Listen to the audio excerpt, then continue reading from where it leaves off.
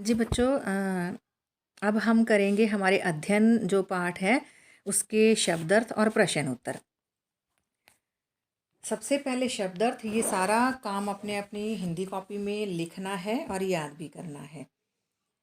जो tick the correct है, सही के सामने निशान लगाएं। ये जो सिर्फ और सिर्फ ये आपने अपनी रीडर बुक पे लिखना है, परंतु अभी आपके पास रीडर बुक नहीं है तो ये वर्क भी आप अपनी कॉपी पे ही लिख लेना।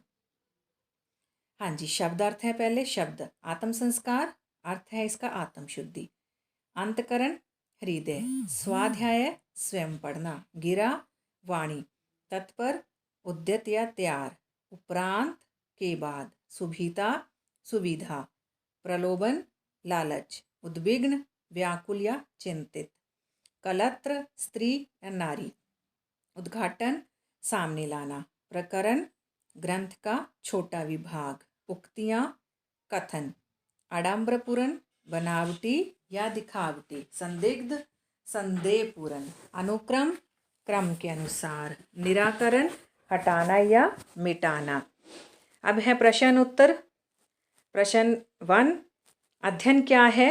उत्तर, अध्ययन ज्ञान की वृद्धि व आनंद की प्राप्ति का एक साधन है। प्रश्न 2, न पढ़ने से क्या हानि होती है? उत्तर, जो व्यक्ति पढ़ता नहीं है उससे उसकी खबर ही नहीं रहती कि मनुष्य की ज्ञान परंपरा किस सीमा तक पहुंच चुकी है। वह अंधकार तथा टेढ़ी मेढ़ी पगडंडियों में भटकता रहता है। प्रश्न 3, अध्ययन से हमें क्या ऐतिहासिक जानकारी मिलती है? उत्तर, अध्ययन से हमें बड़े बड़े राज्यों की उत्पत्ति एवं उनके उत्थान और पतन का पता चलता है। अध्ययन से ही हमें यह भी पता चलता है कि भूतकाल में सभ्यता किस प्रकार की थी और उन्होंने किस प्रकार बाधाओं को पार किया। प्रश्न 4, किन व्यक्तियों को साथियों का भाव नहीं होता? उत्तर, जो व्यक्ति पुस्तकें पढ़ता है और पुस्तकों से प्रेम करता है, संसार में उसकी स्थिति चाहे जितनी भी बुरी हो, उसे साथियों का अभाव नहीं खलता। प्रश्न 5, अध्ययन के लिए कौन सा समय उपयुक्त होता है और क्यों? उत्तर, सवेरे का समय ही विद्यार्थी या किसी भी व्यक्ति के लिए एकाग्रचित्त होकर अध्ययन करने का सही समय होता है, क्योंकि उस समय सारी शक्तियां काम करने के लिए तैयार होती हैं। अब है हमारे अर्थ ग्रहण संबंधी प्रश्न। प्रश्न क, किसी महापुरुष को जानने के लिए हमें क्या करना चाहिए? उत्तर, किसी भी महापुरुष को जानने के लिए उनके बारे में जितना भी आज तक लिखा जा चुका है, हमें वह सब पढ़ना चाहिए। प्रश्न ख, कैसे व्यक्ति पुस्तकों के माध्यम से अपने भाव प्रकट करते हैं? उत्तर, जो ग्रंथकार अपने जीवन काल में आसपास के लोगों से बोलने में संकोच करते हैं, वे पुस्तकों के माध्यम से अपने भाव प्रकट करते हैं। प्रश्न ग, किसी ग्रंथकार की पुस्तकें पढ़ने से क्या लाभ होता है?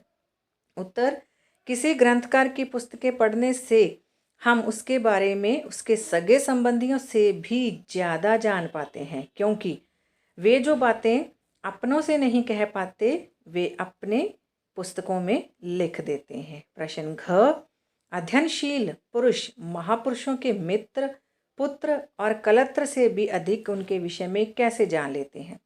उत्तर, अध्ययनशील पुरुष किसी भी महापुरुष की पुस्तकें पढ़कर उनके विचारों को जान लेते हैं, क्योंकि एक लेखक की पुस्तक उसके मन के भावों को सराकर रूप देती है या उनके मन के भावों का सराकर रूप होती है। अब है सही के सामने सही का निशान लगाएं। Do in book only, but अभी आपके पास बुक नहीं है तो आप इसे कॉपी में लिखोगे। लिखी हुई बातों को विचारपूर्वक हृदय में ग्रहण करना, फर्स्ट आंसर है। दूसरा आंसर है बार बार दोहराने की प्रक्रिया। तीसरा आंसर है अध्ययन के लिए नित्य एक समय निश्चित किया जाना। इसके जो क्वेश्चन है वो मैं आपको सेंड कर दूंगी। हाँ जी, फिर है लघु उत्तरीय प्रश्न। अध्ययन से क्या क्या लाभ होते हैं? ये हमारा फर्स्ट क्वेश्चन है, अध्ययन से क्या क्या लाभ होते हैं? उत्तर, अध्ययन ज्ञान की वृद्धि व आनंद की प्राप्ति होती है। अध्ययन के द्वारा हम घर बैठे बड़े बड़े विद्वानों के विचारों को जान सकते हैं, जो व्यक्ति अध्ययन करता है उसे कभी भी साथियों की कमी नहीं खलती। प्रश्न 2, अध्ययन किस प्रकार का होना चाहिए? अध्ययन नियमित रूप से सुबह या शाम को 1 से 3 घंटे करना चाहिए। अध्ययन में बार बार पुस्तकों को दोहराना चाहिए। आंखें बंद करके मुख्य बातों को ध्यान में लाना चाहिए। पुस्तकों में लिखी बातों को विचारपूर्वक पूर्ण रूप से हृदय में धारण करना ही अध्ययन कहलाता है।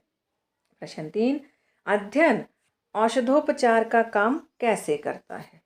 उत्तर, अध्ययन से हमें उत्तम और उत्कृष्ट विचारों का आभास होता है। अध्ययन से ही हमारे व्यवसायों की बुराइयों और प्रलोभनों का, हमारे आचार व्यवहार की त्रुटियों का, हमारी कुप्रवृत्तियों का निराकरण होता है। प्रश्न 4, अध्ययन में नोटबुक से क्या सहायता मिलती है? उत्तर, अध्ययन में नोटबुक रखने से बहुत सहायता मिलती है। जो भी हम पढ़ें उसमें से महत्वपूर्ण बातों को अपनी नोटबुक में लिखते जाएं, तो वे हमेशा के लिए हमें याद हो जाती हैं तथा कुछ समय बीतने के बाद भी लिखे हुए को पढ़ लेने से हमें सब कुछ पढ़ा हुआ फिर से याद आ जाता है। प्रश्न, अध्ययन के लिए कौन सी पुस्तकें नहीं चुननी चाहिए? उत्तर, जिन पुस्तकों की विषय वस्तु दूषित है, उसकी शब्दावली आडंबरपूर्ण है, विचार निकम्मे हैं, वे पुस्तकें हानिकारक होती हैं। हमें ऐसी पुस्तकें नहीं पढ़नी चाहिए। प्रश्न, अध्ययन करने वाले को साथी का अभाव क्यों नहीं खलता? उत्तर, जो व्यक्ति अध्ययन करता है वह नियमित रूप से समय का सदुपयोग अपने ज्ञान में करके अपने ज्ञान में वृद्धि करता है। वह जब भी चाहे किसी भी ग्रंथकार की रचना को पढ़कर आनंद प्राप्त कर सकता है तथा उनके विचारों को अपने जीवन में अपना सकता है। ऐसे व्यक्ति को कभी भी अकेलापन नहीं सताता, क्योंकि उसका सबसे प्रिय मित्र, उसकी किताबें हमेशा उसके साथ रहती हैं। तो बच्चों, ये आपके शब्द अर्थ और प्रश्न उत्तर हैं। इन्हें अपनी कॉपी में लिख लेना और याद कर लेना।